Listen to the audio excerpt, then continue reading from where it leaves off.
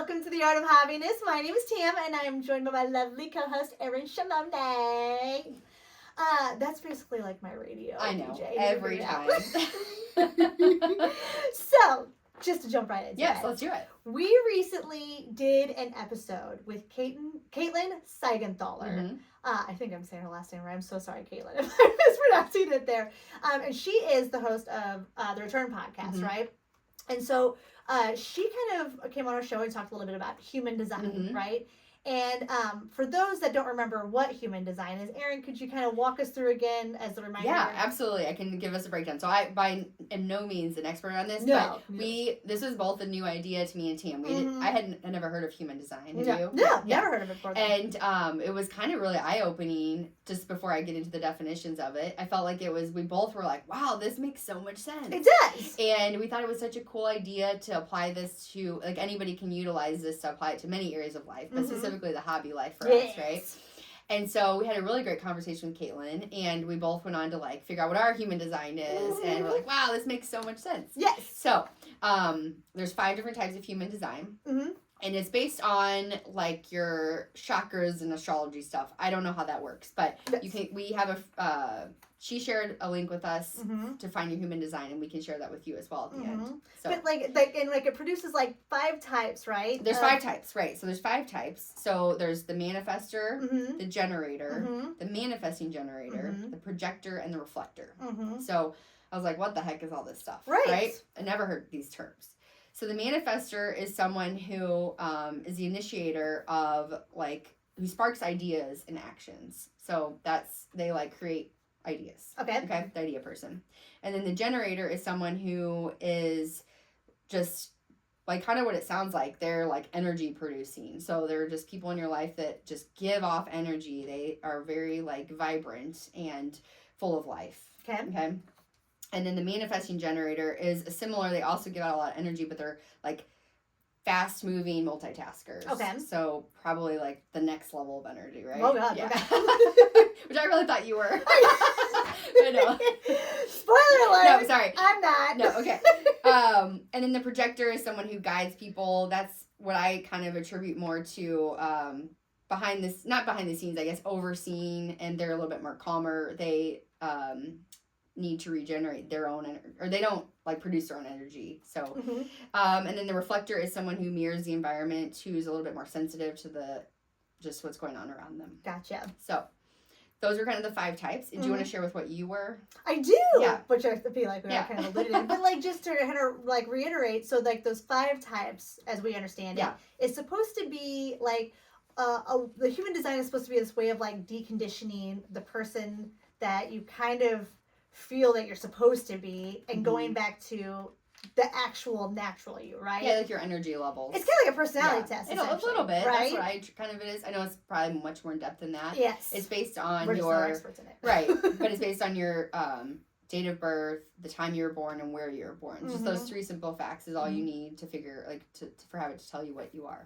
So, yeah. So, Erin and I actually were guests on Caitlin's show, and that's where you and I figured out what we were. So, we tried to guess first, which we both guessed accurately. But I was a generator. Right. Surprise, surprise. Yes. And Erin, you were? The projector. Yes.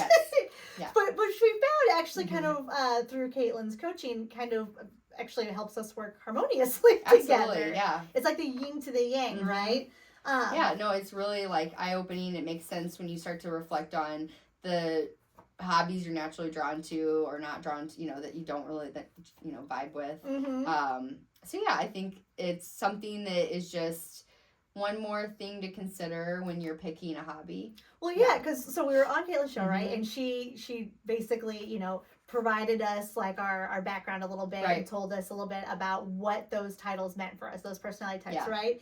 And you and I haven't stopped talking about it since because we had so much fun learning about it. And so if you are looking to figure out what human design is and what your personality traits are, we highly recommend you go and check out this podcast, the Return podcast. But we were like, okay, so we gotta, I know we've had her on our show, and I know that we kind of talked about what that is with Caitlin. But we were like, okay, we should also like have an episode, like a follow-up episode that talks about like hobbies that a person could try once they identify what their, their type is. Because I feel like, once you kind of decondition down to, okay, let's start from scratch, right? You're on this journey to start from scratch and go back to peeling back the layers of this business woman who's, expected to always produce and do all this, right? Yeah. You're wanting to peel back all the layers, get to the basics. Yes. That's a really good place to start. It is a really good place to start because I feel like we both fell in the trap of choosing things that we didn't end up liking because probably just didn't really suit our energy, You just thought that's what we wanted to be. Yeah, or kind of. Or that was what we should do, right? Mm-hmm. Yeah. So I think that really helps to just refocus on who you are and just that's who you are. You can't change that. No. So we took those personality types and we were like, okay, so what if there was a list that we could provide the audience of hobbies that they could try that would probably line up pretty well with that personality type. Yeah. And I think you got the list, I did. I came up with the list of these different ones. So we can kind of go through them. Yeah. I said just pick a, all right, sounds pick a type. All right, give me sounds a list good. Of... All right, so the generator, which is what you are, what Tam was, high energy. No, you're misreading it. Where was Yeah. No, so the generator is the deeply satisfied creator. So enjoys things that are engaging and repetitive. The tip that would be to follow things you're drawn to in the moment, even if it seems unproductive.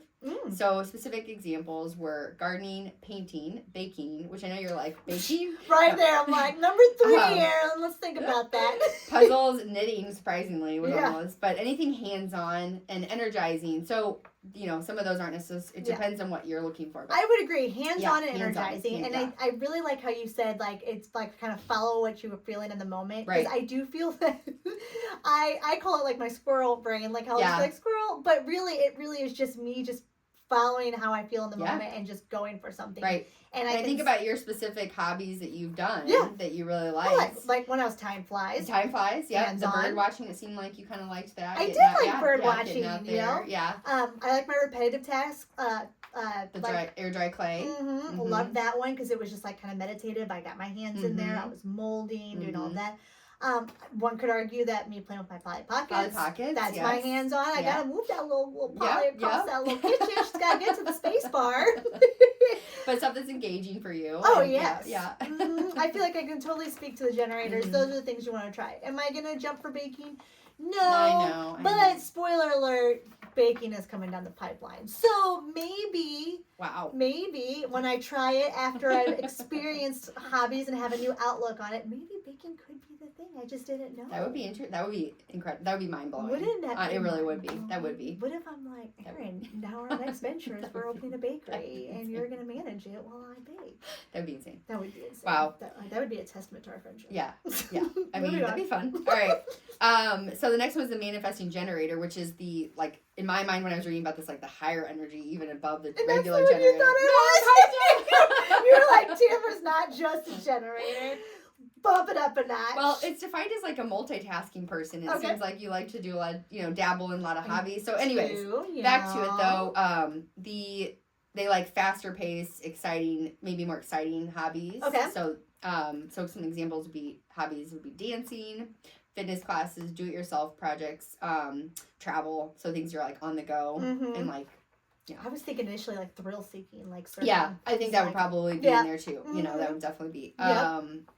So yeah, I think, and the tip was to let yourself pivot, and play isn't meant to be linear. So you're kind of all over the place. Okay. Just going with your heart's desire. Wherever your heart takes travel, you. I think probably be perfect for that kind of person, right? I agree. Yeah, absolutely. It's all over the place. So the next was the projector, which is who I am. So somebody who is really needs recognition for things and rest. So the play type is a little bit more quiet, meaningful, less output, more in depth. And so hobbies would be more reading, journaling, watercolor, painting, nature walks, slower crafts, things like that. Which, let's just take a moment here, right? Okay, so we talked about how fitting generator was for me. How fitting is Projector for you? Yes. We literally just had a conversation in which we talked about how for you it was more a less is more kind of thing. And you really found that when you had a healthy balance of peace and hobby and mom and business, that like it's perfect. Yeah. You kind of feel like right now, like you are riding in a place where your cup is full. Yeah, I agree. And like that's literally telling you that. Yeah, like I can't do if I do too much, I get just drained. You know, like I can't, and then I get overwhelmed, and it's just a vicious cycle, right? So yes, anything that's more like slow, restful is definitely my speed. So you like you would agree that that's totally you. I do agree. By definition. I do. I agree. You know, some of it crosses over, but I think generally that is what helps my energy level for sure. Oh yeah, I'm sure there is. I think whenever, because like I love to travel. Because one thing that's specific on here, like the travel, I actually love to travel. You do. However, it is exhausting for me too. Like I almost feel like I need a vacation for my vacation. Yeah. You know? Like so maybe it's just like very draining for me. Yeah, it's something you enjoy but still drains. Right. I see what you're saying. Yeah. Okay. Yeah. And then the next one is the Manifestor. So that was someone who likes to initiate their own things. So this would be like more creative person's kind of how I recognize or like the way when I was reading about it. So writing music, creating something from scratch, you know, inventing things, stuff like that. God, that seems like the hardest personality. I agree. No, you agree? Yes, I agree. I was like, I'm trying to think who I know is like that. That's what I was just trying to think. Like, we actually had somebody on our show that we interviewed early on, Drew. Yeah. I feel like if we think about just the guests that we've been on our show that our audience could try to reflect back on as well, I bet Drew would fit very well into that. He was the guy he might be manifesting generator though, because he's all, We need Caitlin on the show right now. Do you ever I know. Caitlin, can you help us? I think manifestors remind me of somebody who might be like I don't know, somebody who's like an artist by trade, you know, and they're just in their art studio. Nobody interrupt me because I need to. Gosh, that just seems like my mind can't even wrap around. Right. I don't really know a lot of people like that. The other ones, I feel like I can be like, I can see me pulling from that bank a little bit. I can see me pulling from that. That one, I'm like, I'm not even close. Same. I'm not miles away. I agree. So, and then the final one was the Reflector. So that was the mirror, the one that feeds off the environment. So needing alignment with the environment. So the play, you change, I think it's somebody who is affected by other people's energy a lot. So it depends on who you're with and where you are. Okay. So, so what kind of hobbies for that? So, group activities, potentially, depending on what it is. Photography, travel would be another one for this one, you know. So yeah, it was more, I think, almost seems more like experience-based hobbies for that personality type. Like they need to actually, so like for Christmas, they're not asking for things. They're asking for memberships places. Right. So that they can actually go and experience Yeah, no, I agree with that. So like their play type would kind of change depending on the environment. Yeah, you know? I see that. So maybe a little more chameleon. Ooh. Able to go in a lot of different directions. That's another interesting one. I feel like those last two are very, very unique. Yeah, I wonder what, I'd be curious. Caitlin, where are you? No, to know the percentage breakdown of the population. Because I know she said the projector, which is what I am, is a smaller percentage. I think she said 20% if I remember correctly. So.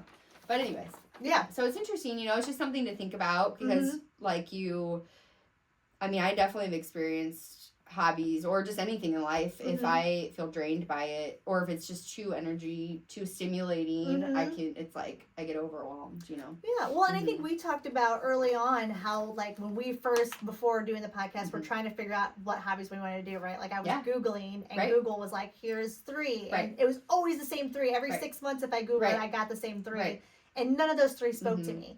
Well, if you're that same person, had I known about human design, I would have tried to do this. So this is me recommending to you, why don't, instead of going to Google and just Googling hobbies and pick those 3, first take this human design test and figure out what your human, like, you know, your basic trait is. Peel back all the layers to decondition to that person. Yeah.